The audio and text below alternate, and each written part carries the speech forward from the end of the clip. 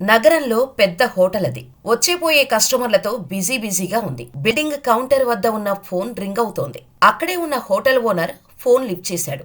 మేము collectorate office నుంచి phone చేస్తున్నాం. జిల్లా కలెక్టర్ గారు మీ హోటల్ కు టిఫిన్ చేయటానికి వస్తున్నారు అని అవతల వ్యక్తి మాట్లాడాడు. కలెక్టర్ మేడం గారు మా హోటల్ కు వస్తున్నారా అని ఎదురు ప్రశ్నించాడా హోటల్ ఓనర్. అవునండి, మేడం గారే స్వయంగా మీ హోటల్ పేరే చెప్పారు. అందుకే ముందుగా మీకు ఇన్ఫార్మ్ చేస్తున్నాం అని ఫోన్ పెట్టేశాడాయన. మొదట ఏదో ఆకతాయిగా ఆట పట్టిస్తున్నాడని అనుకున్నాడు. కానీ కలెక్టర్ ఆఫీస్ నుంచి ఓ వ్యక్తి వచ్చి మరోసారి గుర్తు చేసి వెళ్లేసరికి హోటల్ యజమానికి అర్థమైపోయింది నిజంగా కలెక్టర్ అమ్మే వస్తున్నారు అని. వెంటనే కలెక్టర్ గారి కోసం హోటల్లో అన్ని ఏర్పాట్లు చేశారు. ఇక కలెక్టర్ వచ్చి టిఫిన్ చేయడమే కాకుండా అక్కడున్న అందరి బిల్లు తానే కడతానని చెప్పారు. మొదట ఎవరికీ అర్థం కాలేదు. ఆ తర్వాత ఆమె చెప్పింది విని అక్కడే ఉన్న హోటల్ సర్వర్ ఓనర్ని పొగడ్తలతో ముంచేశారు అంతా.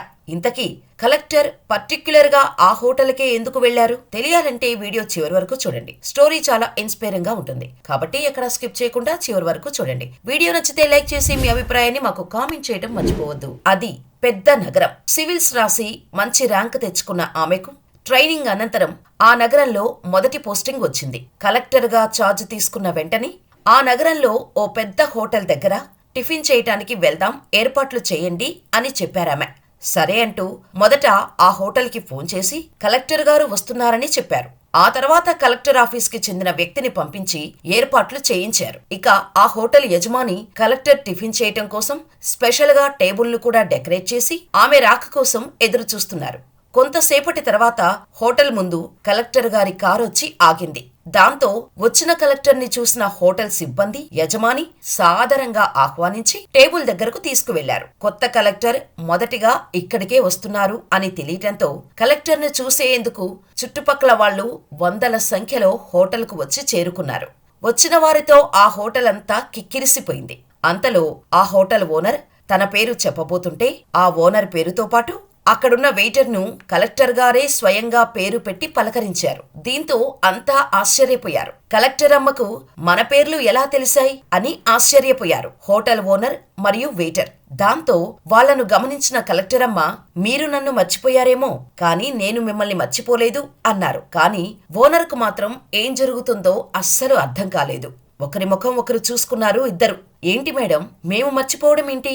అసలు ఇంతకు ముందు ఎప్పుడు మిమ్మల్ని చూసినట్టు కూడా మాకు గుర్తు రావట్లేదే అంటూ సమాధానమిచ్చాడు హోటల్ ఓనర్. దాంతో ఆ కలెక్టర్ అమ్మ, కొన్నేళ్ల క్రితం మీ హోటల్కు చిరిగిన పంచ, చిరిగిన చొక్కా ధరించిన వ్యక్తి తన 16 సంవత్సరాల కుమార్తెతో వచ్చాడు, గుర్తుందా అని అడిగారు కలెక్టర్. నాకు ఏమీ గుర్తులేదు అన్నట్టు హోటల్ ఓనర్ తల అడ్డంగా ఊపారు. దీంతో ఆమె ఓ కథను చెప్పటం మొదలుపెట్టారు. మీ హోటల్కు వచ్చిన ఆ ఇద్దరూ కుర్చీలో కూర్చోగాని వెయిటర్ వచ్చి 2 గ్లాసుల నీళ్లు పెట్టి ఏం కావాలి అని ఆర్డర్ చేయమని అడిగారు. అప్పుడు ఆ పెద్దాయన 10వ తరగతిలో జిల్లా ఫస్ట్ వస్తే నగరంలోనే అతిపెద్ద హోటల్లో దోశ తినిపిస్తాను అని మా అమ్మాయికి ప్రామిస్ చేశాను. అయితే మా అమ్మాయి నేను ఆశించినట్టే 10th డిస్ట్రిక్ట్ ఫస్ట్ వచ్చింది. మరి నా ప్రామిస్ ని నేను నెరవేర్చాలి కదా, తన కోసం ఒక దోశ తీసుకురండి అని చెప్పాడు.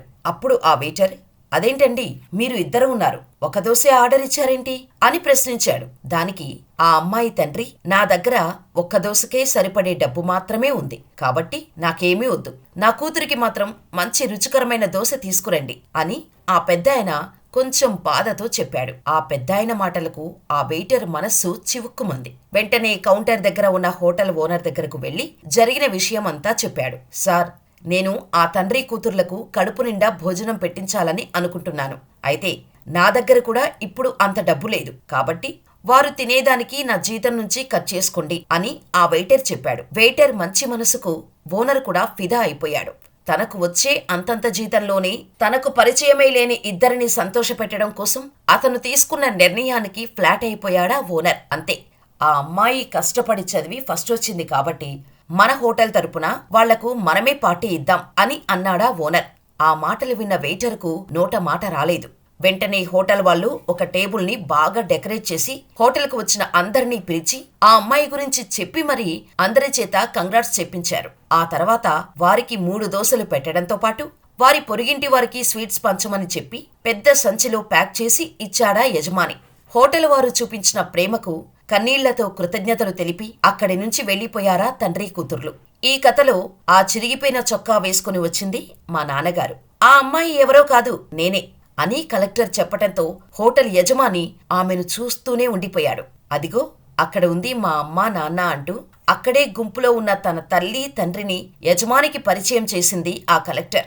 ఆ రోజు మా దగ్గర సరిపడా డబ్బు లేకపోయినా మాకు సంతోషంగా అన్నీ వడ్డించటమే కాకుండా రూపాయి కూడా తీసుకోలేదు. పైగా మమ్మల్ని ఘనంగా సత్కరించారు. ఆ రోజు అర్థమైంది, మానవత్వం అంటే ఎక్కడో లేదు, ఎదుటివారి గురించి ఆలోచించే మనుషుల మనసుల్లోనే ఉంటుంది అని. ఆ రోజు మీరు చూపించిన ప్రేమ, అభిమానం నేను మరింత కష్టపడి చదివేలా చేశాయి. ఆ రోజు మీరిచ్చిన ఆశీస్సుల వల్లే నేను ఈ రోజు కలెక్టర్ అయ్యాను. మీ ఇద్దరిని నేను నా జన్మంతా గుర్తుంచుకుంటాను. ఆ రోజు నాకు మీరు పార్టీ ఇచ్చారు కాబట్టి ఈ రోజు నా తరపున మీకు పార్టీ ఇస్తాను. ఇక్కడ ఉన్న కస్టమర్లతో పాటు మొత్తం హోటల్ సిబ్బంది తినేదానికి నేనే బిల్ కడతాను అని కలెక్టర్ చెప్పటం ముగించి తన సిబ్బందికి సైగ చేశారు. అంతే, వారు వెళ్లి అప్పటికే తీసుకువచ్చిన 2 శాలువాలు, పూల బొకేలను లోపలికి తీసుకువచ్చారు. అందరి సమక్షంలో హోటల్ ఓనర్ ని, ఆ సర్వర్ ని ఘనంగా సత్కరించి వారిద్దరి ఆశీర్వాదం తీసుకున్నారు కలెక్టర్.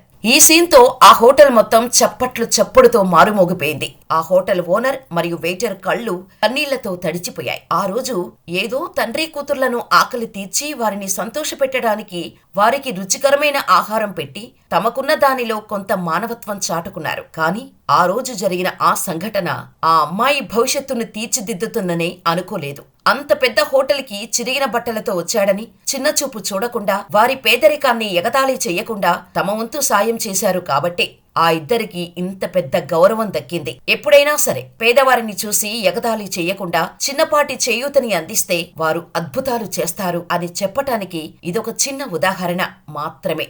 ఎంత పెద్ద సాయం చేసినా మరిచిపోయే ఈ రోజుల్లో తన చిన్నప్పుడు చేసిన సాయాన్ని మర్చిపోకుండా కలెక్టర్ అయ్యానన్న గర్వం లేకుండా వారిని గుర్తుపెట్టుకొని మరి వారున్న చోటకే వచ్చి సన్మానించటం నిజంగా చాలా గ్రేట్ కదా. మరి మీ లైఫ్ లో కూడా ఇటువంటి మెమరబుల్ మూమెంట్స్ ఉంటే మాకు కామెంట్ చేసేయండి. ఇది రియల్ స్టోరీనో కాదో మాకు తెలీదు, కానీ ఖచ్చితంగా ఎక్కడో ఒక దగ్గర జరిగిన సంఘటన మాత్రం ఖచ్చితంగా అయ్యే ఛాన్స్ ఉంది. మాకు ఇంటర్నెట్ లో దొరికిన దానికి పరిజ్ఞానం జోడించి చేసిన వీడియో ఇది. ఫేక్ స్టోరీ అని కామెంట్స్ చేసే వాళ్ళు చాలా మంది ఉంటారు, కానీ నిజమైన అబద్ధమైన ఏదేమైనప్పటికీ ఓ మంచి మెసేజ్ ఇచ్చే స్టోరీ ఇది. అందుకే ప్రతి ఒక్కరికి తెలియాలని వీడియో చేయడం జరిగింది. వీడియో నచ్చితే లైక్ చేసి ఈ వీడియోపై మీ అభిప్రాయాన్ని మాకు కామెంట్ చేయండి. ఇలాంటి మరిన్ని ఇంట్రెస్టింగ్ రియల్ లైఫ్ మోటివేషనల్ మరియు ఇన్స్పైరింగ్ సక్సెస్ స్టోరీస్ కోసం వెంటనే మా ఛానల్ ని సబ్స్క్రైబ్ చేసుకోండి.